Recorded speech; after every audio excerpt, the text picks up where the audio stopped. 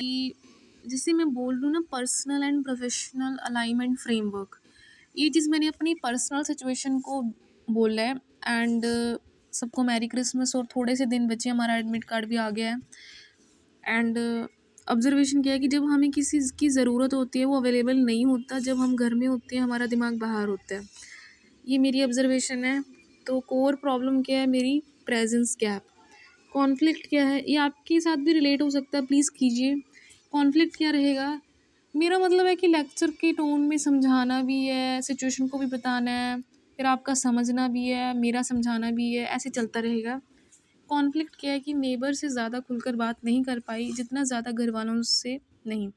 ये energy compatibility है, जॉर्डक compatibility, like Taurus Virgo और इन्वायरमेंट का असर। जैसे कि मैंने बोल दिया, यूट्यूब मेरे हाथ में रहता है तो इन्वायरमेंट मेरा दिमाग वाला वैसे ही बन गया है। आप एक्टिंग कर रही हैं क्योंकि आपको लगता है आपको शायद एक्सेप्ट ना किया जाए, बिल्कुल सही बात है। मैं भी एक्टिंग की तरफ ही ज़्यादा मेरा ध्यान जा रहा है, एज अ करियर भी जा रहा है, और रियल लाइफ में भी मैं करने लगी हूँ अब। क्योंकि मैं खुल के जब बात नहीं कर पाती हूँ ना, मैं फेक दिखाने की कोशिश करती हूँ, क्योंकि मुझे ऐसा लगता है मुझे एक्सेप्ट ही नहीं किया जाएगा। Personality and human resource, the academic link. Personality development और एचआरडी के कॉन्सेप्ट अपनी लाइफ से जोड़ते हैं। तो साइकी क्या है कि जेनेटिक फैक्टर्स प्लस एनवायरनमेंट।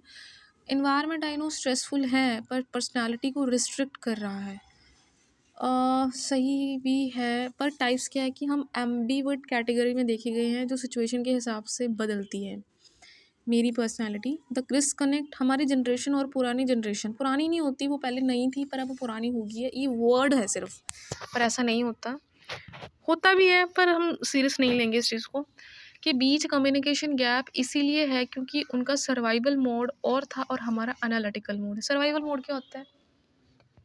हम मेहनत कर रहे हैं सर्वाइवल के लिए, पर अब जो चल रहा है वो एनालिटिकल मोड है। मेरी एज के स्टूडेंट्स हैं, मेरे से थोड़े से बड़े होंगे, उनका एनालिटिकल मोड है। तो फाइनेंशियल और स्पिरिचुअल मेटाफोर क्या है कि जब टाइम वैल्यू ऑफ मनी कैसे यूज़ करेंगे? Present value is more than future value. जो टाइम इमोशंस आप अभी बीमार नानी माँ के फैमिली को देख सकती हैं, वही वैल्यू में फ्यूचर में करियर सक्सेस से ज़्यादा है। I know it. 12 के बाद जैसे कि वो क्या है कि मैं ज़्यादा टाइम एक्सपेक्ट कर रही हूँ कि मुझे ज़्यादा टाइम मिले, more than what a time allowed. तो हमने एक्शन प्लान क्या लेना है कि आपके क्लटर को लिखना बंद ना करें, पर उस टाइमिंग दें। जादू लगते वक्त सिर्फ झाड़ू लगाएं। माइंडफुलनेस, ये इस माइंडफुलनेस ये कहता है। सोशल ऑब्जर्वेशन, जो नेबर्स और रास्ते के बच्चों को ऑब्जर्व करती हैं उसे केस स्टडी डायरी में लिखें। ओके। एक्टिंग छोड़कर ऑथेंटिसिटी लाएं। अगर वियर्ड साउंड कर रही हैं तो एक्सेप्ट करें।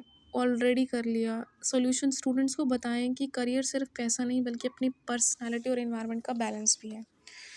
एक्सेप्टेंस, आप आउट ऑफ कंट्रोल फील करती हैं क्योंकि आप सब कुछ एक साथ सॉल्व करना चाहती हैं। नानी की तबीयत और घर का क्लेश आपको हीलर बनाने का रॉ मटेरियल दे रहा है। जो दर्द आपने देखा वही आपकी हीलिंग पावर बनेगा। टाइम मशीन की तरह पीछे मत देखिए। कॉलेज रिग्रेट्स, जो प्रेजेंट वैल्यू उस पर इन्वेस्ट कीजिए। Thank you. मैं थोड़ा स्टॉप करके एक चीज़ मेंशन करूँगी, the silent clutter, real life personality and the time value of the emotions.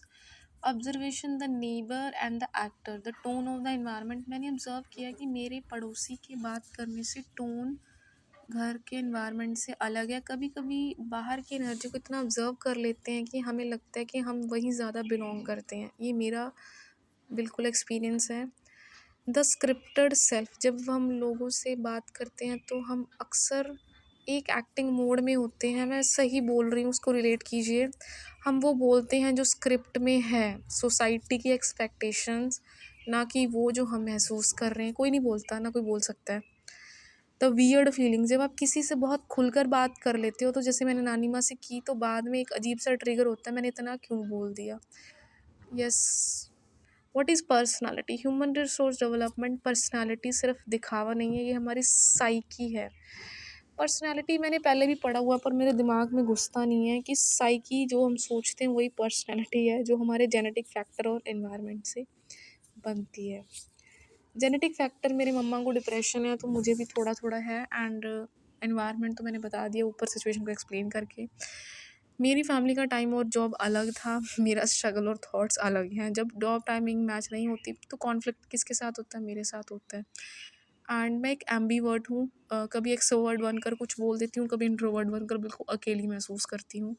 Financial metaphor, time value of the money. Finance में कहते हैं कि आज के 100 की वैल्यू कल के 100 से ज़्यादा है। लाइफ में टाइम वैल्यू होती है, जो सुकून प्रेजेंस हम आज अपनों को दे सकते हैं, जैसे मेरे नानी मम्मा और मामा जी को ज़रूरत है, वो बाद में नहीं दे सकते। ये हम फाइनेंस का कॉन्सेप्ट अप्लाई कर रहे हैं। Very good, very good, very good, thank you so much. तो 13th आवर, हम अक्सर क्लॉक में 12 के बाद 13 या 14 बजाने की कोशिश करते हैं, मतलब हम इस वक्त को बदलने की कोशिश करते हैं जो हमारे कंट्रोल में नहीं है, जो कि मैं कर रही हूँ। आज की generation teachers students YouTube videos पर ब्लाइंड ट्रस्ट कर रही है, लेकिन रियल लाइफ से डिस्कनेक्ट हो रही है। हम करियर दिखाने के चक्कर में अपनी रियल लाइफ और मेंटल पीस को ही डिस्ट्रॉय कर रहे हैं। मैं एक प्रोफेशनल हीलर हूँ एंड बट सबसे पहले आपको क्लटर को निकालना पड़ेगा। झाड़ू लगाते वक्त दिमाग कहीं और होना, उसको साफ़ करना पड़ेगा। हमें ज़्यादा एनालाइज़ नहीं करना है हर सिचुएशन को, पर मेरा दिमाग बहुत ज़्यादा करने लगता है। घर में जब आप कुछ बोलती हैं तो लोग नहीं सुनते, तो आपकी गलत नहीं है, वो टाइमिंग का मिसमैच है। I know, I know, I know. झाड़ू लगा रहे हैं तो दिमाग वहीं रखें, अगर दिमाग यूट्यूबर पर है तो कचरा एक जगह ही रह जाएगा। ओल्ड जनरेशन और हमारे बीच का गैप रिसर्च नहीं, एम्पैथी से भरेगा। ये लाइन ध्यान ऊपर दीवार से पढ़िए। Respect the gap, old generation और हमारे बीच का गैप रिसर्च से नहीं, एम्पैथी से भरेगा। Thank you.